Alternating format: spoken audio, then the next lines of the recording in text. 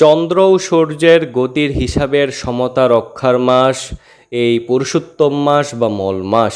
বর্ষপঞ্জিকা সাধারণত সূর্য ও চন্দ্রের গতির উপর নির্ভর করে গণনা করা হয়। প্রত্যেক বছরে চন্দ্রবর্ষ এবং সৌরবর্ষের হিসাবে কম বেশি 11 দিনের পার্থক্য হয়ে থাকে। আর এই পার্থক্যের হিসাবে সাধারণত প্রত্যেক 32 মাস অন্তর 30 দিন বা 1 মাস বৃদ্ধি পায়। আর এই বৃদ্ধির মাসটি হলো অধিক মাস বা পুরুষোত্তম মাস। অধিক মাস মল মাস বা পুরুষোত্তম মাস নামে অধিক পরিচিত। তো এই বছর 2026 সালের এই পুরুষোত্তম মাস শুরু হবে 17ই মে রবিবারে এবং এই পুরুষোত্তম মাস শেষ হবে 15ই জুন 2026 সোমবারে। তো এই 17 মে রবিবার থেকে শুরু হয়ে 15 জুন সোমবার পর্যন্ত পালিত হবে এই পুরুষোত্তম মাসে পুরুষোত্তম ব্রত। তো এখন আমরা আলোচনা করব যে এই পুরুষোত্তম মাসে কি কি বর্জন করবেন। সকল প্রকার আমিষ আহার অর্থাৎ মাছ, মাংস, ডিম, পেঁয়াজ, রসুন, মসুর ডাল, মাশরুম, কলমি শাক ইত্যাদি বর্জন করবেন। চা, কফি, পান, বিড়ি, নেশাদ্রব্য বর্জন করবেন। জুয়া খেলা, দ্রুতক্রীড়া এবং মৈথুন বর্জন করবেন। গৃহপ্রবেশ, ঘরযাত্রা, জমি ক্রয়, নতুন যানবাহন ক্রয়, নতুন ব্যবসা শুরু, স্বর্ণ ক্রয়, কূপ খনন, উপনয়ন, দীক্ষা, বিবাহ সংস্কার, বিয়ের আশীর্বাদ প্রভৃতি নিষেধ এই মাসে। পচা, বাসি, মদ, মাংসাদি, তামসিক ভোজন নিষেধ। বৈষ্ণব নিন্দা বা কারোর সমালোচনা করাও নিষেধ। তো যারা অভিসান্ন গ্রহণ করবেন এই 1 মাস, তাদের জন্য গ্রহণযোগ্য যে বিষয়গুলো রয়েছে, কি কি গ্রহণ করতে পারবেন সেই বিষয়ে এখন আমরা আলোচনা করব। তো অভিসান্ন ব্রতধারীদের ঘি, গম, আতপ চাল, মুগ ডাল, যব, আদা, গুল আলু, মিষ্টি আলু, কাঁচকলা, ফুলকপি, শাক আলু বা কন্দমূল, মটর, কাউন, সেমাদানা, সাবুদানা, কাজু বাদাম, কাঠবাদাম, কিশমিশ, বাদাম সেদ্ধ, কাকর, বাঙ্গিফল, কলা, অনুদ্ধৃত দুগ্ধসার অর্থাৎ মাখন তুলে নেওয়া হয়নি এমন দুধ, আম, কাঁঠাল, আঙ্গুর, আপেল, কমলা, মাল্টা, লেবুর রস, ইক্ষু, হরিতকি, পিপ্পলি, জিরা, তেঁতুল, আতা, আমলকি, ইক্ষুজাত চিনি, মিশ্রি, বাড়িতে বানানো খাঁটি দধি, মাখন, ছানা এইসব দ্রব্য আপনারা গ্রহণ করতে পারবেন যারা অভিসান্ন পালন করবেন। কিন্তু এই পুরুষোত্তম মাসে হেলেঞ্চা শাক, বেতো শাক, লাউ শাক গ্রহণ করা গেলেও এই বছরে শ্রাবণ মাসের অন্তর্বর্তী হওয়ায় সকল প্রকার শাক বর্জন।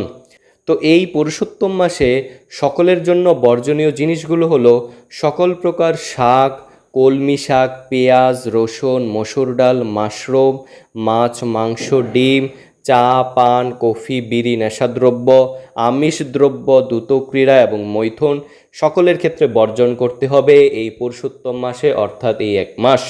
এবং হবিষান্ন যারা ব্রত পালন করবেন, হবিষান্নকে ব্রত পালন করবেন, তাদের জন্য যে বিষয়গুলো বর্জন সেগুলো হলো তেল, মশলা, 5 ফোড়ন, সাধারণ লবণ, শিম, বরবটি, গাজর, মূলা, বেগুন, সাজনা, লাউ, ছোলা, মসুর, মাসকলাই, তিল, সরিষা, মধু, কুলকর্কটি ফল, বহুবীজী ফল, বেল, ডালিম, তরমুজ, পেঁপে, জম্বির ফল, সেদ্ধ চাল, নালিতা, আচার, পেঁয়াজ, রসুন, মাশরুম, পরান্ন ভোজন, পরদার গমন, পরনিন্দা, ক্ষৌরকর্ম এবং মৈথুন নিষেধ। তো অভিসান্ন যারা গ্রহণ করবেন এই 1 মাস, তাদের ক্ষেত্রে যে বিধিনিয়ম রয়েছে সেগুলো হচ্ছে দিবসের অষ্টম ভাগে অর্থাৎ একবার বিকেলে অথবা সকালে ও বিকেলে সূর্যাস্তের পূর্বে অভিসান্ন গ্রহণ করতে হবে। রাতে কিছু না খেলেই ভালো, তবে যদি দুর্বল হলে ফল জল গ্রহণ করা যেতে পারে রাতের বেলায়। হবিষান্নে তেল, মশলা ও সাধারণ লবণ ব্যবহার করা যাবে না। সিন্ধু বা সৈন্ধব লবণ দিয়ে রান্না করতে হবে। আতপ চাল, মুগ ডাল ও কিছু সবজি একবার সেদ্ধ করে এরপর ঘি ও সৈন্ধব লবণ সহযোগে ভগবানকে নিবেদন করে সেই প্রসাদ গ্রহণ করতে হবে। কলা পাতা বা পলাশ পাতায় ভোজন করা উত্তম এবং ভূমিতে শয়ন করা উত্তম। গৃহের নিত্যনৈমিত্তিক কর্ম করা যাবে এই মাসে। ভগবানের নিত্য সেবা পূজা যথাবিধি পালন করতে পারবেন এই পুরুষোত্তম মাসে। জাতকর্ম, নামকরণ, অন্নপ্রাশন, সীমন্তোন্নয়ন সংস্কার করা যেতে পারে এই মাসে। শাস্ত্র অধ্যয়ন, হরিনাম জপ কীর্তন, তীর্থভ্রমণ করতে পারবেন এই মাসে। তুলসীতে জলদান, তুলসী সেবা আদি করতে পারবেন এই মাসে। ভগবানের ভোগ নিবেদন, ভগবানের আরতি, ভগবানের অর্চন আদি করতে পারবেন এই এক মাস। তো এই এক মাস পুরুষোত্তম ব্রত পালনের ক্ষেত্রে হবিষান্ন গ্রহণ করে কঠোরভাবে ব্রত পালন করতে পারেন, অথবা কৃষ্ণপ্রসাদ গ্রহণ করে এক মাস পালন করতে পারেন। বেশি বেশি হরিনাম জপ করবেন, অন্ততপক্ষে 16 মালা বা 33 মালা প্রতিদিন এই এক মাস হরিনাম জপ করবেন।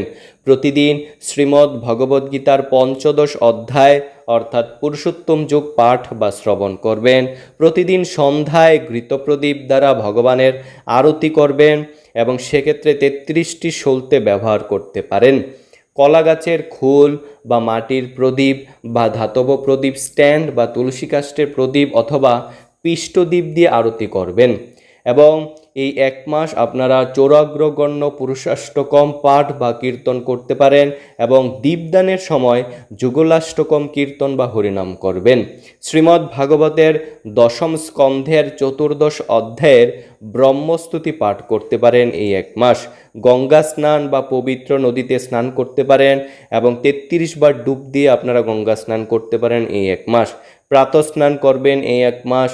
তুলসী পূজা, তুলসী পরিক্রমার ক্ষেত্রে আপনারা এই এক মাস 33 বার করে তুলসী পরিক্রমা করতে পারেন এবং তুলসীতে জলদান করবেন। তো এই পুরুষোত্তম মাসে আপনারা 33 বার ভগবানের মন্দির প্রতিদিন পরিক্রমা করবেন। যারা বৃন্দাবনে রয়েছেন গিরি গোবর্ধন বা রাধাকুণ্ড পরিক্রমা করতে পারেন।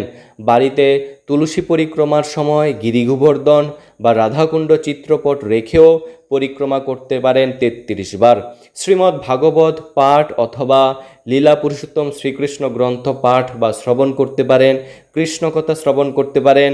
ভগবানকে 33 সংখ্যক বার ফল এবং 33 সংখ্যক বার পুষ্প প্রদান করবেন এবং ভগবানকে 33 বার ভগবানকে প্রণাম নিবেদন করবেন প্রতিদিন। তো এইভাবে আপনারা এই পুরুষোত্তম মাস পালন করতে পারেন। তো এই পুরুষোত্তম মাসে আপনারা যা কিছু করবেন তা দামোদর মাস থেকেও 1000 গুণ বেশি ফল প্রদান করে।